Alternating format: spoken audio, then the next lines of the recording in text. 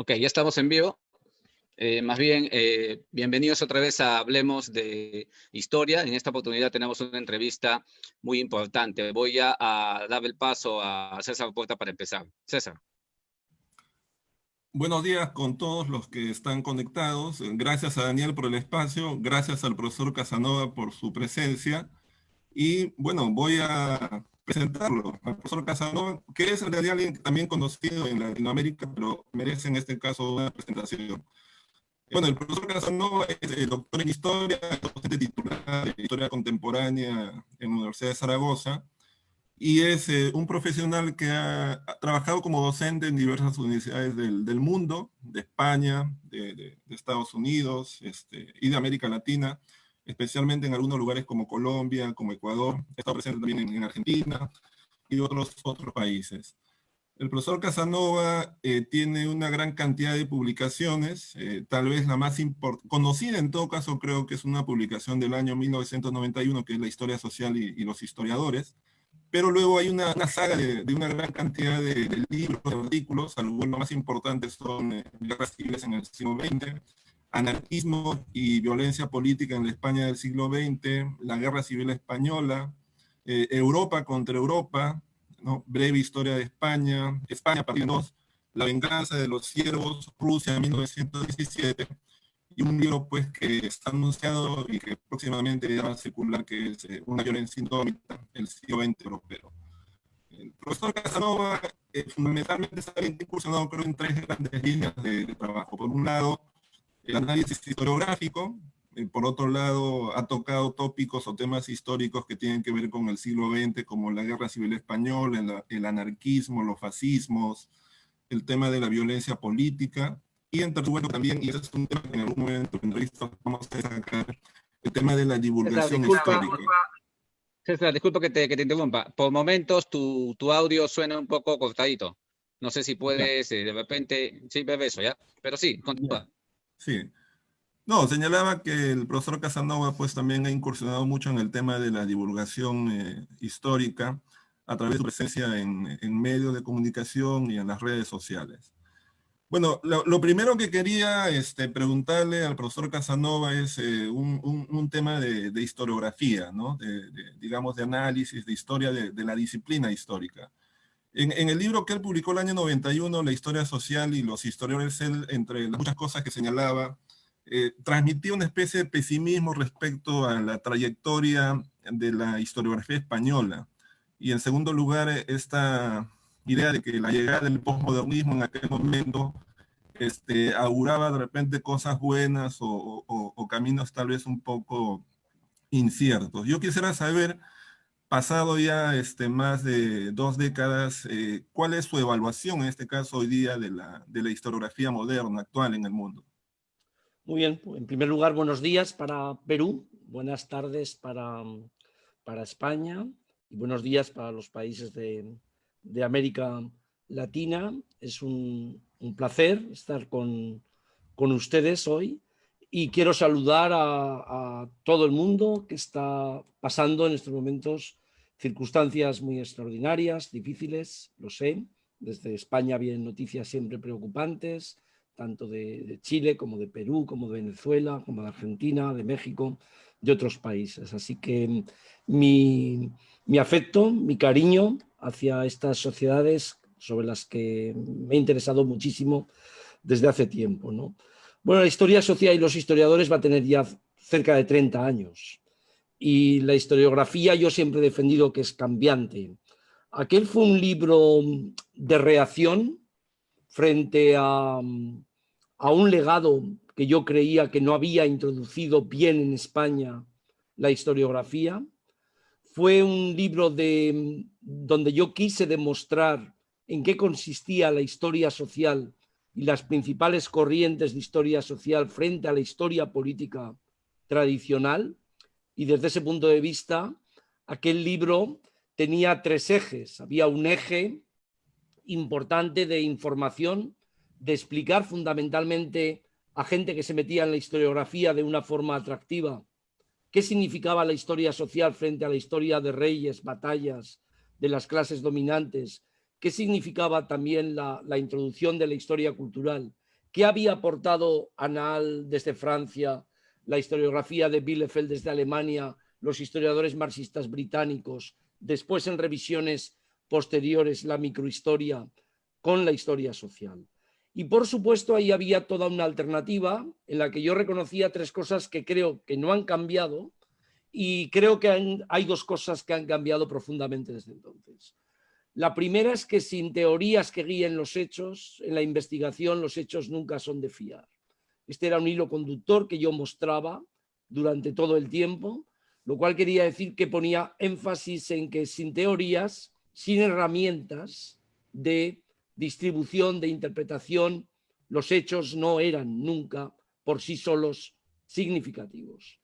El segundo eje que yo quería mostrar en aquel momento es que la historiografía había estado dominada de alguna forma por élites que habían accedido a la universidad y no habían mostrado toda la diversidad cultural, de género, no solo desde el punto de vista de clase, de ideas, que la historia había tenido digamos, en batalla, en combate.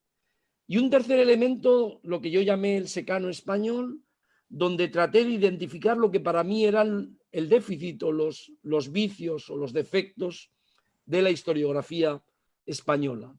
Yo sé que ese epílogo tuvo un punto de discusión en la sociedad entre la historiografía española, porque creo que la historiografía en casi todos los países es muy autocomplaciente, es muy corporativa, no soporta la crítica y sobre todo no soporta la crítica si viene desde alguien que en aquel momento, estoy hablando hace 30 años, no estaba en lo que los mayores llamaban el estatus establecido, ¿no? Desde ese punto de vista, ¿qué es lo que ha cambiado de la historia en aquel momento? Creo que el posmodernismo obligó a una revisión profunda de la historia.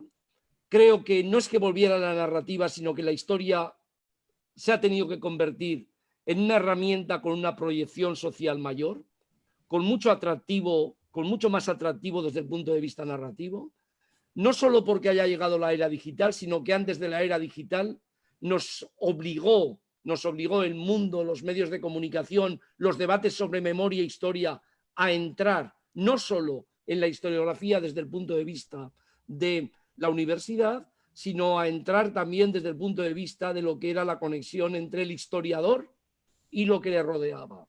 Allí hubo un gran punto de inflexión y creo que el punto de inflexión es todo el debate sobre la historia y la memoria.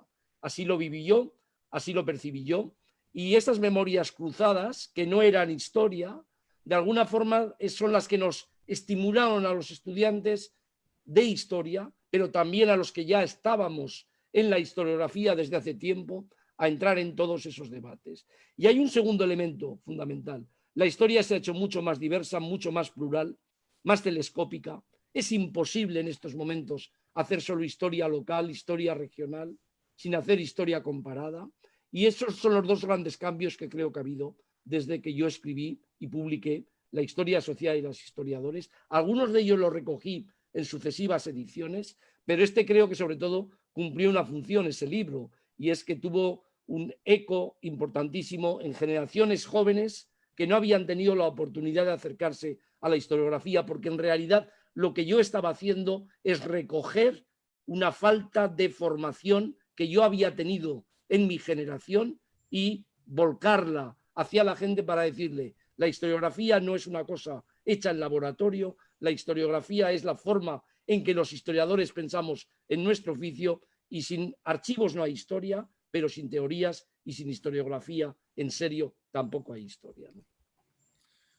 Muchas gracias, profesor. Quería entrar a un segundo tópico que es el de la Guerra Civil Española, que ha sido, digamos, al inicio de su carrera y creo que permanentemente un tema sobre el cual ha estado investigando y reflexionando. Mi pregunta es, en la actualidad, ¿cómo debemos entender la Guerra Civil Española? Especialmente el tema de las causas que la generaron. ¿Qué interpretaciones existen sobre ese tópico? Bueno, esta es una pregunta que en realidad sería la pregunta global para entender la Guerra Civil Española. Y de nuevo yo creo que aquí se puede conectar con la evolución de la historiografía. Durante muchísimo tiempo la Guerra Civil Española fue un tema ausente en la historiografía española hasta la muerte de Franco prácticamente, ausente en libros de texto en la enseñanza, ausente en muchas universidades donde apenas se estudiaba el siglo XX, no había ninguna tradición. Los primeros estudios vienen de hispanistas angloamericanos, fundamentalmente Jackson y Thomas, con sus libros en los años 60. Libros muy interesantes desde el punto de vista de la aproximación a la historia, libros muy interesantes desde el punto de vista de la elegancia narrativa, pero libros que no pudieron construir en aquel momento, digamos, diagnósticos clarísimos a través de archivos.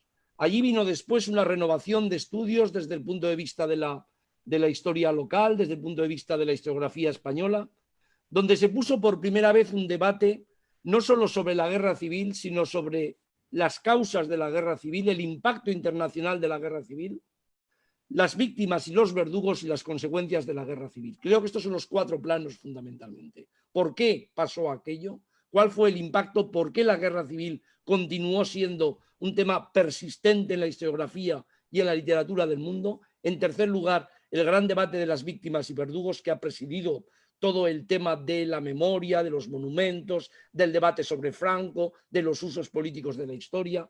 Y en cuarto lugar, las consecuencias. ¿Por qué aquella guerra civil fue tan persistente, duradera? ¿Por qué la violencia de los vencedores fue tan persistente y tan duradera?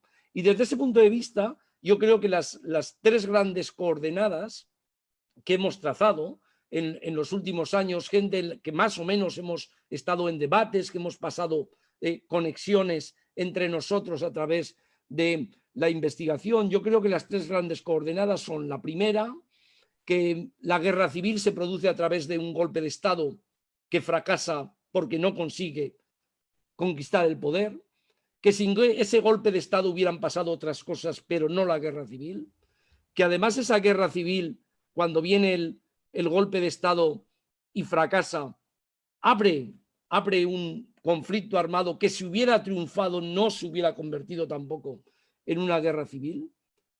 Pero dicho esto, esta guerra civil que se abre con un golpe de Estado tiene un hilo conductor en toda Europa, porque la guerra civil es también el producto de una apertura de grietas que provoca la Segunda República a partir de 1931. Guerra o grietas en el orden social, fundamentalmente a través de la legislación política y social de la reforma agraria, grietas en las 2 grandes burocracias a través de la reforma del ejército y la reforma de la Iglesia, y grietas también en lo que era la perspectiva cultural del orden por el dominio que tenían por parte de la Iglesia Católica, por parte de las clases dominantes de la educación, del control de la educación en aquellos momentos. Todo eso que viene en un marco de libertades, que copia de alguna forma el marco de libertades que se había producido en algunas repúblicas de Europa después de la Primera Guerra Mundial, la sociedad española de orden, la Iglesia, las 2 burocracias, la Iglesia, el ejército, no lo soportan, pero además la República Española muestra todos los grandes problemas que tienen las democracias para consolidarse. Primero, porque hay un sector de la sociedad que cree en la revolución en vez de en la democracia republicana, que está muy presente desde la revolución bolchevique en toda Europa, que en España está muy presente a través del anarcosindicalismo. Segundo, porque se demostró en aquellos años que la mayor parte de estas sociedades, la española, la alemana, las de centro de Europa, no tenían grandes tradiciones democráticas y fue muy difícil consolidar en tiempos de ascenso de los fascismos las democracias. Todas acabaron derribadas en aquel momento. Y en tercer lugar, porque creo que también eso es muy importante, porque el escenario internacional era muy favorable al derribo de la República. Cuando la República nació, Hitler estaba a punto de subir al poder, la República de Weimar estaba ya en un proceso autoritario, Mussolini estaba en el poder. Cuando empezó la guerra civil, prácticamente todas las repúblicas, salvo la checa de Checoslovaquia, estaban ya derribadas por los fascismos. Es decir, el escenario internacional es muy importante en todo ese asunto. Con lo cual, la segunda coordenada, que fue cómo explicamos esto con el telescopio, cómo explicamos esto en perspectiva comparada, nos dio algo muy importante. En primer lugar, mostrar que las políticas de violencia, tanto por parte de la República como por parte de el franquismo estaban ensayadas ya en otros países de Europa. Nada era nuevo en España, aunque se vio como un conjunto de guerras muy importante, de guerras culturales, de guerra eclesiástica, de guerra por la nación, de guerra de clases, pero todo eso estaba ya mostrado de una forma muy clara en otros países.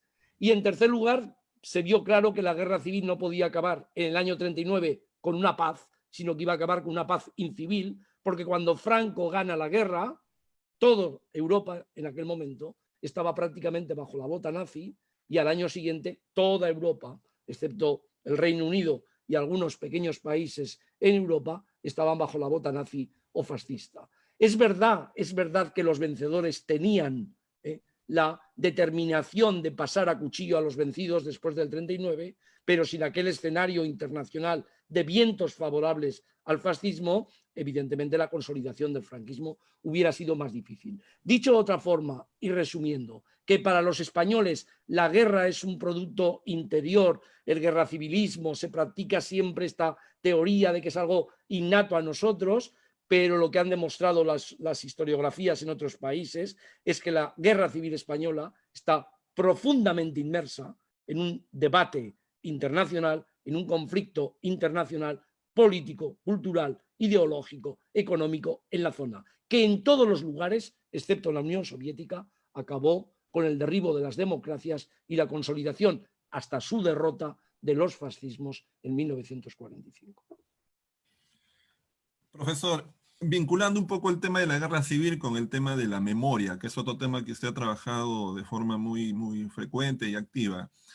En los últimos años en España ha habido muchos debates, muchas tensiones en torno al tema de las fosas comunes, el tema del traslado de los restos de Franco, o la naturaleza que debe tener el Valle de los Caídos, o incluso el tema de la enseñanza de la historia en las escuelas, referido al tema de la guerra civil.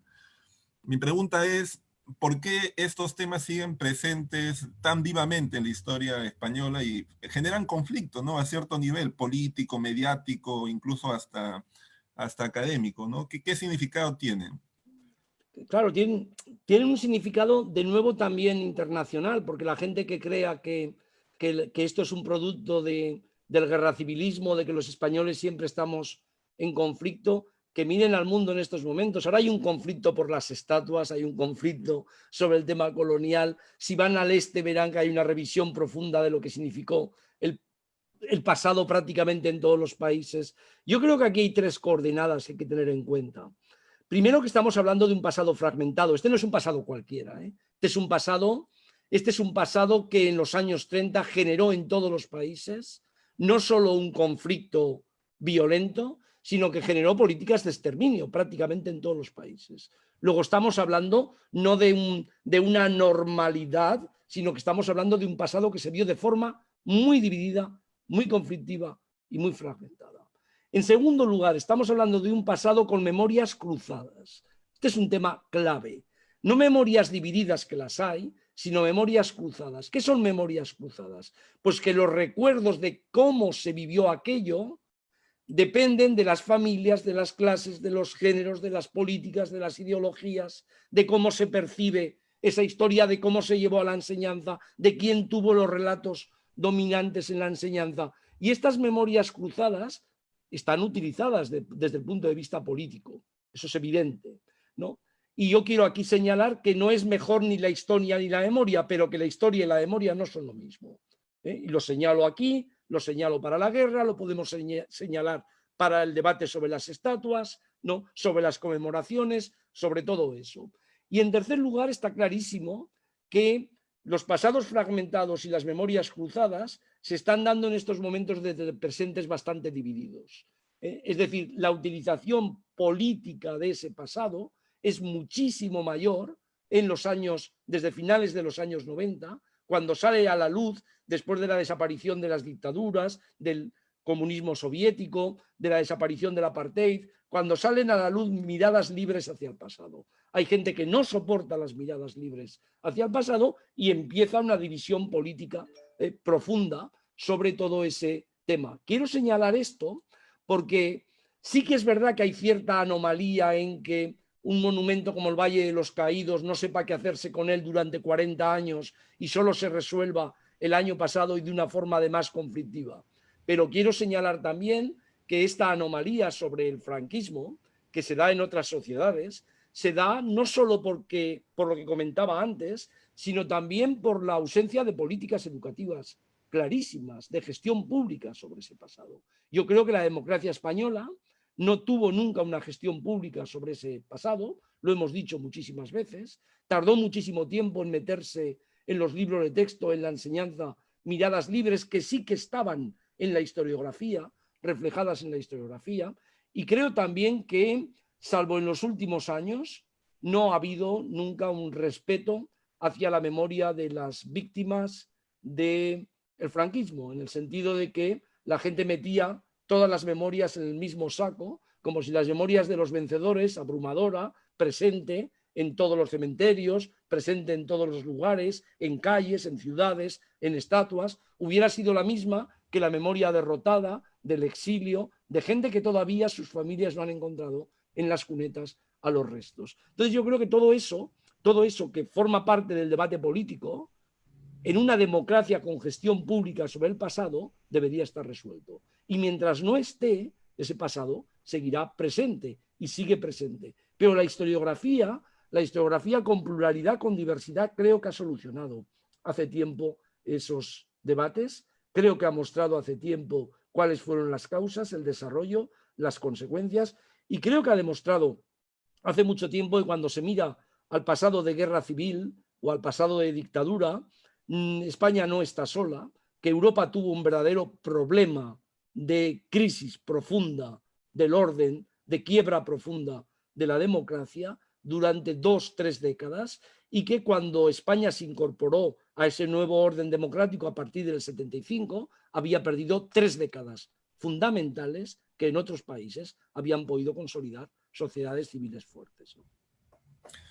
Gracias, profesor. Ahora, esto que usted explica me parece que es una parte, ¿no? Una cara, digamos, de la situación, porque como usted mismo ha señalado, hay también otro tipo de actitud que es el del silencio, digamos, ¿no? En alguna entrevista lo he leído que usted señalaba que cuando se trata de hablar de la guerra civil, del franquismo, muchos españoles dejan de pensar, ¿no? Dejan de hablar, digamos, ¿no? Es decir, también está la otra parte en la cual no se llega a la atención, no se llega al conflicto, no se llega al debate, sino más bien es un poco el silencio ante estos temas que parecen volver del pasado.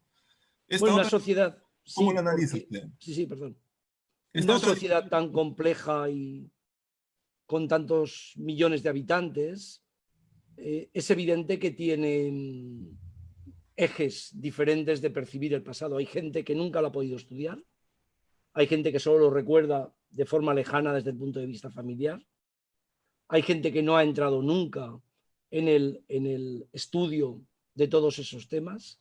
Así que no creo que eso sea extraño. Esto pasa también en la sociedad norteamericana, cuando se habla de la guerra civil, pero pasa prácticamente en todas las sociedades, incluida la alemana, incluida la italiana o la francesa. Así que desde ese punto de vista, no creo que el silencio sea solo un producto de la ignorancia, sino que el silencio es también un producto, es una estrategia.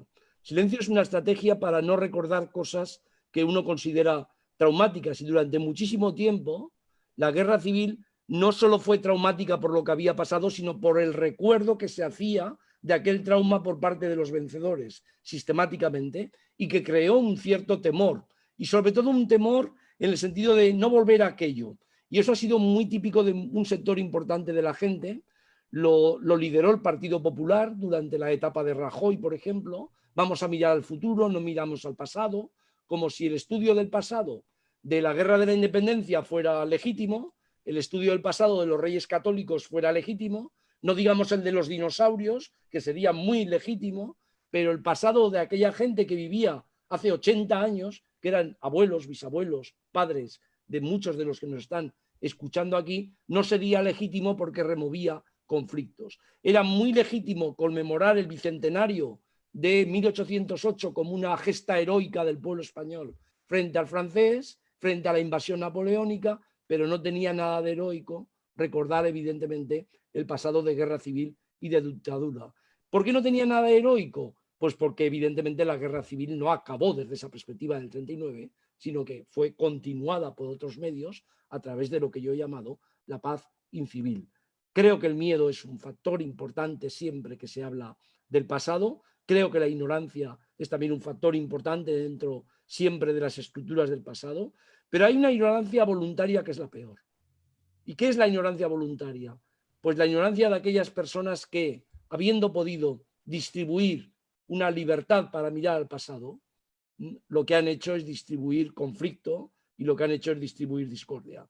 Y esto creo que es un tema capital para comprender algunas de las cosas que estamos viendo. Hoy cuando la gente quiere hablar del COVID o de la COVID, llaman a científicos, a virólogos, me parece que ese es el camino.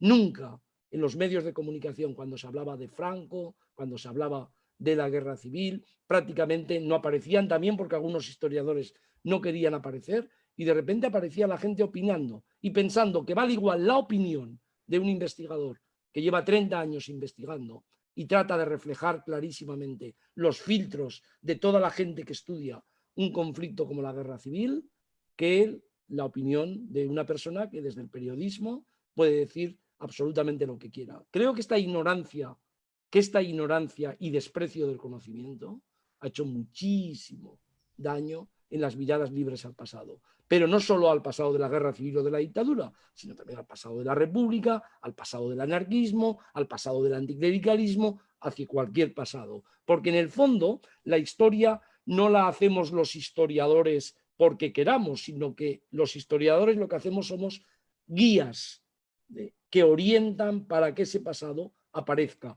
Y guiamos, por lo menos en mi opinión, guiamos para que aparezcan las partes más ocultas del pasado. Porque para que aparezcan las partes ya diáfanas ya está Wikipedia en estos momentos. La era digital ya tiene partes diáfanas por todas partes. La labor del historiador es sacar las partes más ocultas. Y aún así, sacando las partes más ocultas, esas partes están siempre, esos temas están siempre en revisión, porque los historiadores lo que hacemos es investigar sobre un pasado muerto, pero que revive cada vez que la investigación lo pone en marcha. Quería que pasáramos ahora a comentar un poco el tema de la presencia tan activa que usted tiene en los medios de comunicación y en las redes sociales. Usted tiene un blog personal, tiene cuentas en Twitter, en Facebook, en YouTube, tiene un canal de YouTube, y además desde hace ya mucho tiempo, permanentemente se lo ha visto, digamos, convocado para justamente plantear sus opiniones y conocimiento de experto en medios de comunicación, de la televisión, de la radio o incluso del Internet. Entonces, mi pregunta es, ¿qué lo ha llevado a tener esa presencia tan importante en los medios de comunicación y en las redes sociales? Bueno, eso es una pregunta que es pertinente porque sería también una pregunta para todos los historiadores que tiene que hacer un historiador en la actualidad para difundir los análisis históricos. Y yo creo que lo que me llevó a mí fue un interés por demostrar desde el principio que la historia no se podía quedar en las universidades, que el historiador tenía que proyectar esa historia a la sociedad a través de escritos atractivos, que los entendiera mucha gente, medios de comunicación. Donde yo empecé a hacer por primera vez reportajes de historia fue en El País, en un momento que era el periódico de mayor distribución. Yo he escrito decenas y decenas, posiblemente más de 200 artículos en El País, casi todos relacionados con historia, memoria, gestión pública del pasado, historias de Europa comparadas, Latinoamérica. Me metí bastante también con el tema de las dictaduras comparadas entre Latinoamérica y Europa. Aquella fue una primera función. Después es evidente que los medios de comunicación es una apuesta que uno hace primero cuando le llaman y le convencen. Esto es una cosa que, por ejemplo, en la radio yo lo había hecho con bastantes medios de comunicación, pero de una forma fija.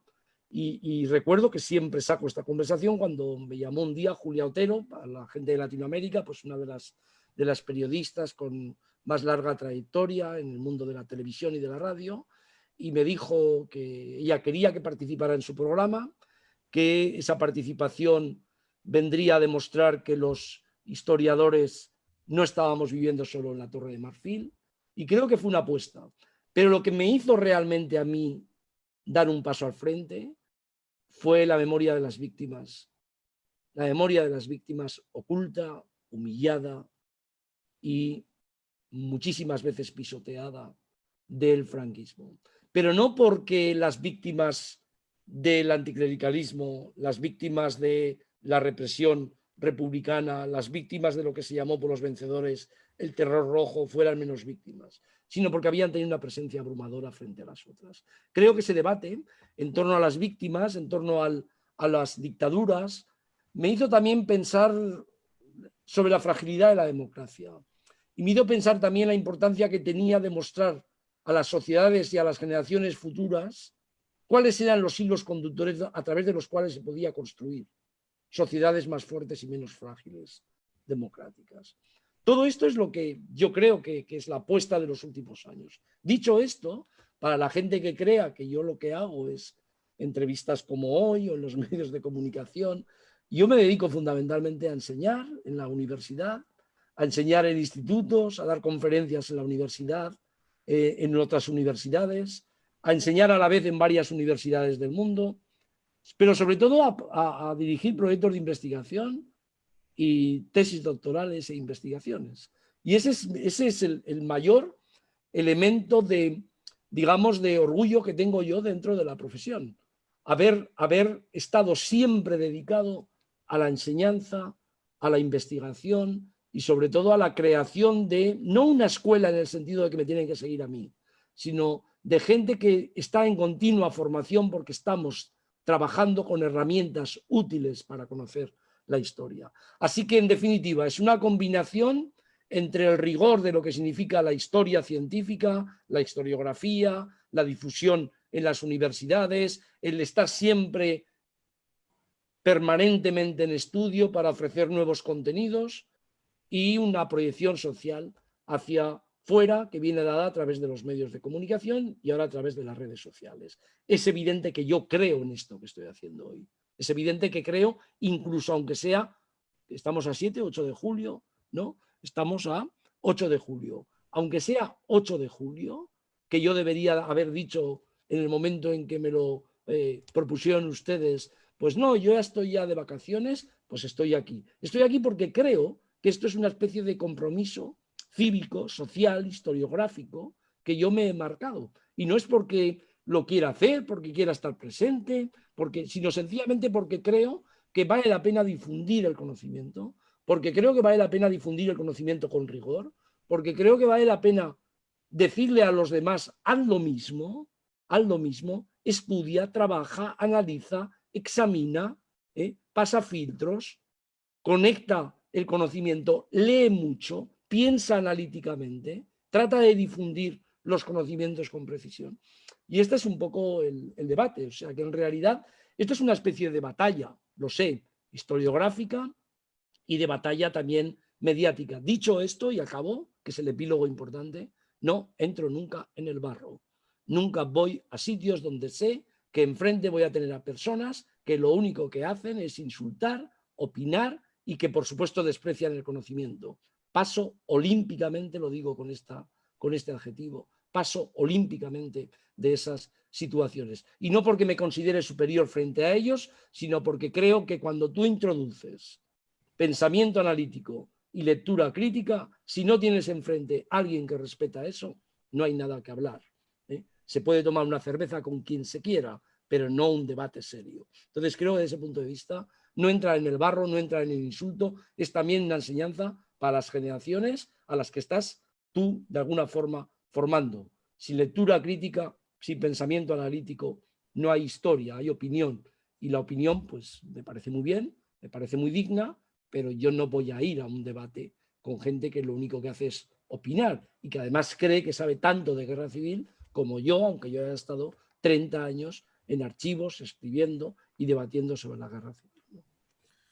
Gracias, profesor. Ahora, en esta misma línea de la presencia pública, digamos, del historiador, usted también ha sido asesor de documentales históricos e incluso de una película de un director muy, muy famoso a nivel mundial que es Alejandro Amenábar, ¿no? Esta película Mientras dure la guerra, que se proyectó el año pasado. En Europa, en América incluso se ha visto con bastante interés.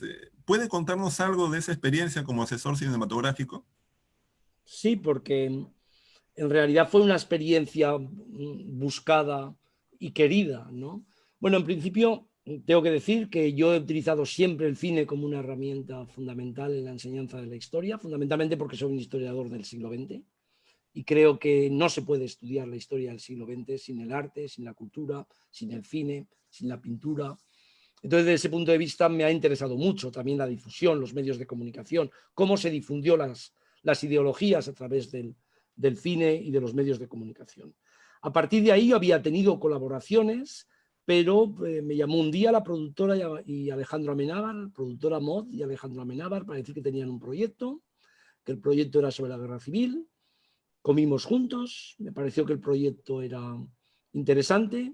Ellos me dijeron por qué me habían elegido a mí, ¿no? Y entonces, desde ese punto de vista, pues fue todo más fácil, porque ellos estaban de acuerdo que querían a un historiador como yo, que tuviera detrás un bagaje fundamental de estudios sobre la guerra civil, que lo supiera difundir, y para mí era muy atractivo la película, porque sabía que Amenábar iba a hacer algo importante, porque detrás de su cabeza siempre hay cosas importantes, y porque además pensaba que era una forma de llegar a un público muy amplio.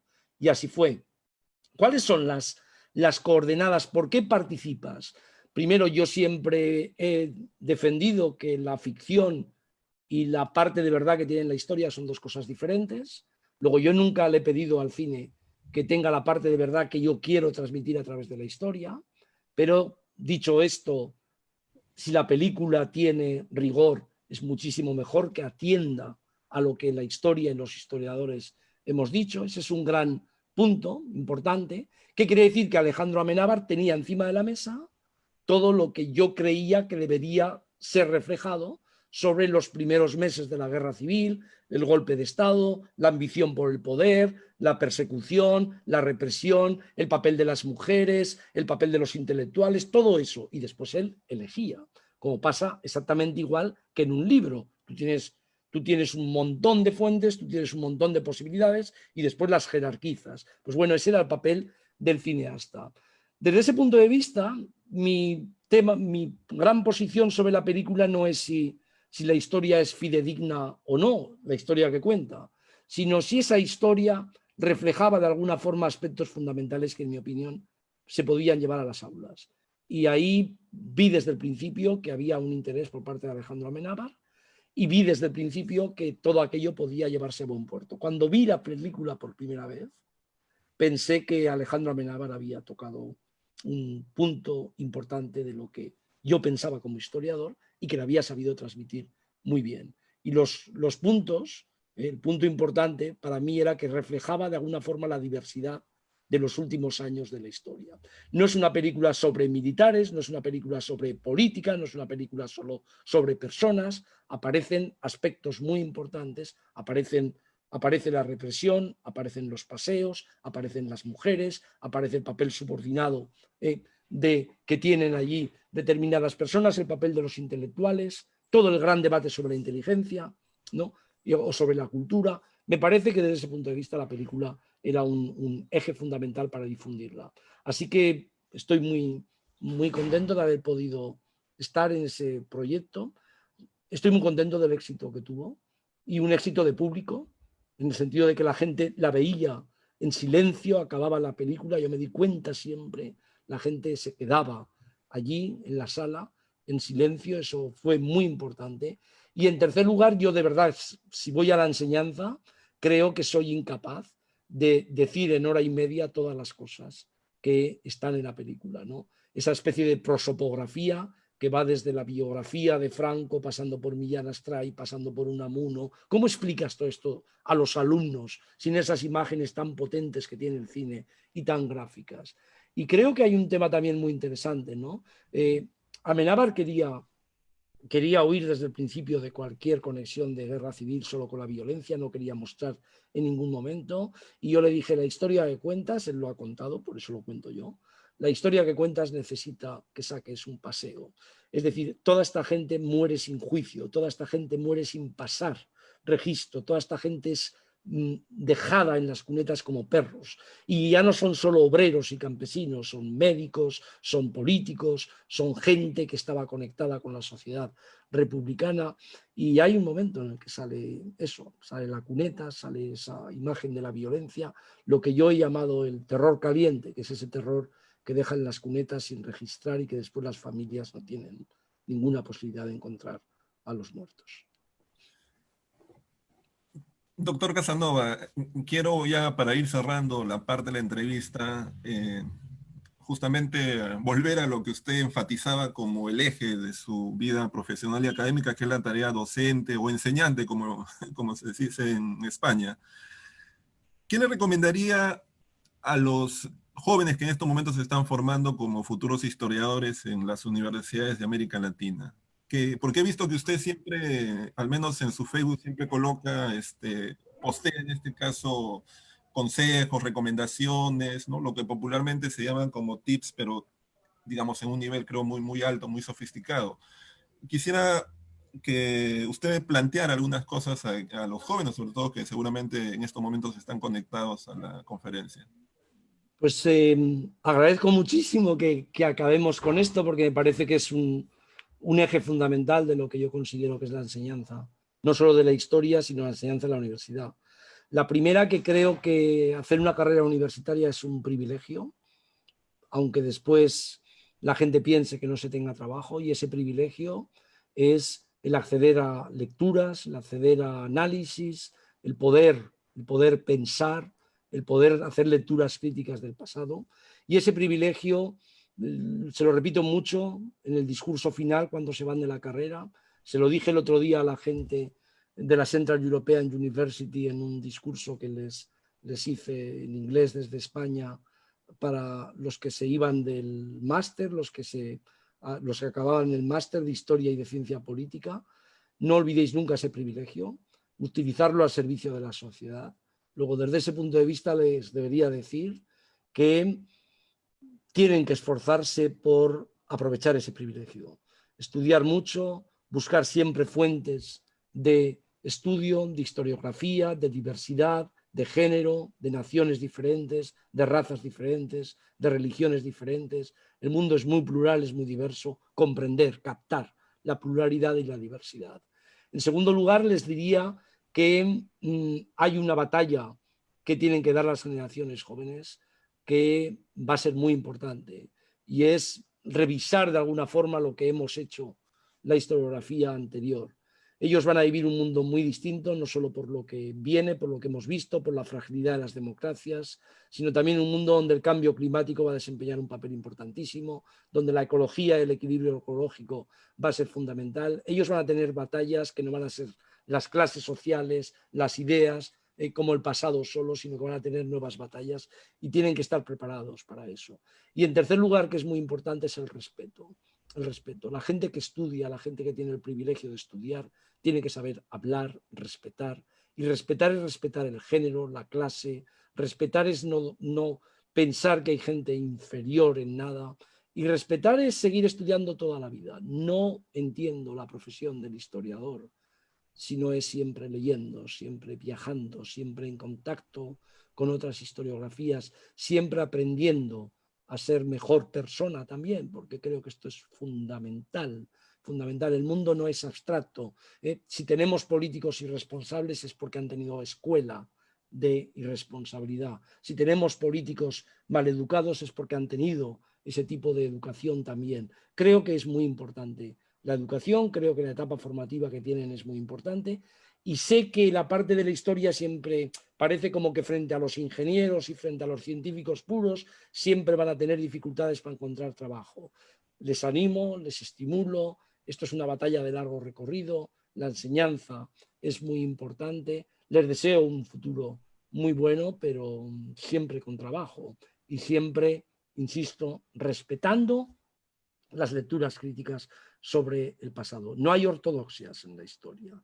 Las ortodoxias pasaron. Lo único que hay son miradas libres que se construyen a través del conocimiento y del trabajo. Fuera de eso, nadie viene con conocimientos ya adquiridos.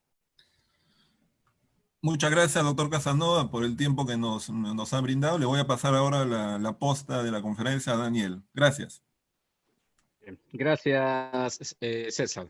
Bien, vamos a hacer un par en dos rondas porque tenemos 15 minutos para las interrogantes. Un tema que ha estado en Facebook y también aquí en el Zoom preguntando es sobre esto de la memoria histórica, ¿no? ¿Por qué es tan sensible la memoria? ¿Por qué cree usted que es así? Vinculado a eso, nos están preguntando también, ¿es la guerra civil española la más internacional del siglo XX?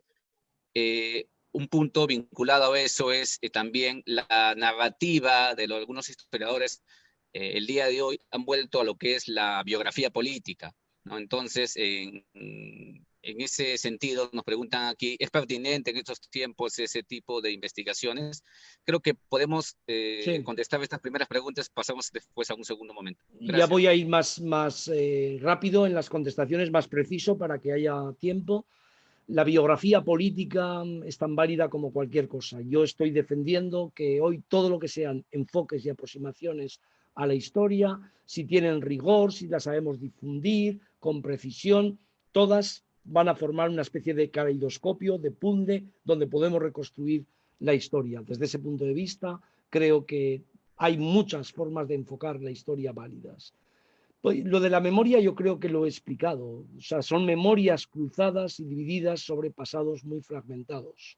Y desde ese punto de vista está clarísimo que la guerra civil española es posiblemente la guerra más internacional del periodo del siglo XX en Europa, y es una guerra que se tiene además como una batalla cultural entre fascismo, comunismo, democracia, donde entran en juego muchísimas guerras culturales, anticlericales, clericalismo. Es decir, son guerras muy identificables las que hay dentro de la propia guerra civil. Ahora bien, no es más traumática ni más violenta que otras cosas, no es más innata e inherente a la sociedad española que en otros sitios. Ahí yo creo que hay que romper un tópico clarísimo siempre sobre ese tema.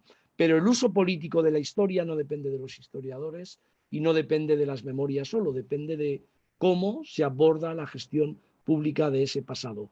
Por ejemplo, creo que lo que está pasando en las estatuas en estos momentos o con el colonialismo, hace un año, cuando estábamos con Franco, la gente no pensaba que iba a pasar esto de una forma tan internacional. Es decir, las memorias son algo, las memorias, los usos políticos de la historia, son algo que están avanzando de una forma muy clara, y hay políticos que lo necesitan también. Así que no creo que estemos ante una situación extraordinaria en España, estamos ante una situación donde hay una revisión profunda del pasado a través del uso político, que es muy diferente a la revisión profunda del pasado a través de la historiografía. Bien, doctor. Bien, acá tenemos algunas preguntas más. Dice, ¿cuál es el papel de la Iglesia o cuál fue el papel de la Iglesia Católica en la Guerra Civil Española y qué estudios usted recomendaría sobre la temática? Igualmente, así como en el Perú, el caso del terrorismo, por ejemplo, es un tema vinculado a través de la memoria, es un tema bien complejo, ¿no? Nos preguntan acá, en el caso también de España y en general, ¿no? ¿Por qué se da este tipo de polarización en los medios periodísticos y académicos sobre este asunto de la memoria? Más o menos ya lo he ido contestando, pero acá nos están pidiendo que aclare un poquito más. Y un punto también importante, una tercera pregunta que nos hacen por Facebook, están vinculando acá, el caso de Arturo Barea y su libro Forja de un rebelde establece una forma de reconstruir la memoria histórica de la Guerra Civil Española. Esta es la pregunta, si no, si realmente permiten. Si bien es un personaje con simpatías de izquierda, en sus páginas se ve una crítica a los políticos y la sociedad de su época.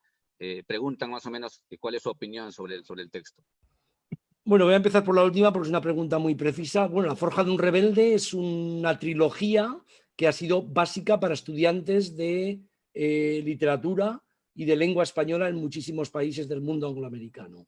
Es La Llama, que es la tercera de parte de la trilogía, que es la parte de la Guerra Civil, es una de las obras breves y más precisas, una de las novelas mejores que hay sobre la Guerra Civil. Y creo que La Forja de un Rebelde tiene 3 hilos conductores que yo se lo recomiendo a todo el mundo. Es un un hilo conductor es todo el tema de la guerra colonial, que en el fondo es paralelo a lo que pasó en otras sociedades que tuvieron la Primera Guerra Mundial. Creo que Imán de Sender y La forja de un rebelde, la parte dedicada al colonialismo en África, son las dos aproximaciones novelísticas mejores. El segundo hilo conductor es todo cómo se forja la conciencia del socialismo, de los pobres, de los desposeídos, que él lo lleva a cabo, y en tercer lugar todo el conflicto de la guerra civil. Hablando de ese conflicto de la guerra civil, la primera pregunta sobre la Iglesia Católica es fundamental. Durante muchísimo tiempo, los historiadores a finales del franquismo, la generación que creció conmigo, muchos de ellos creían que no había que volver a ese tema porque era la historia de la cruzada.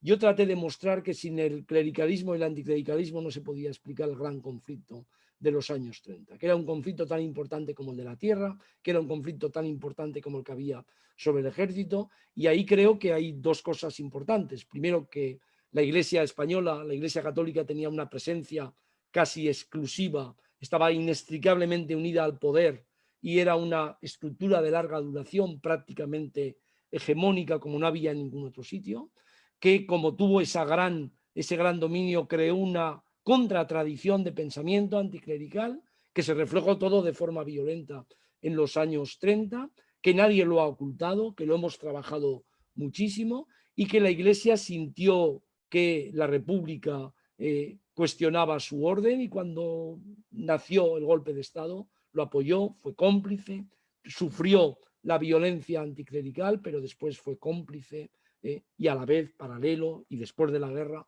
fue cómplice de aquella violencia, la legitimó, ¿no? La bendijo, y desde ese punto de vista creo que no es una valoración política, sino que lo hemos hecho desde el punto de vista historiográfico. Yo lo hice en la Iglesia de Franco, creo que los estudios sobre el anticlericalismo también son muy importantes en los últimos años, y nadie en estos momentos cree que se puede estudiar el conflicto de los años 30 sin el conflicto entre la Iglesia Católica y la sociedad civil anticlerical. El conflicto sobre la cultura, sobre la educación, son conflictos fundamentales, además de larga duración en la historia de España.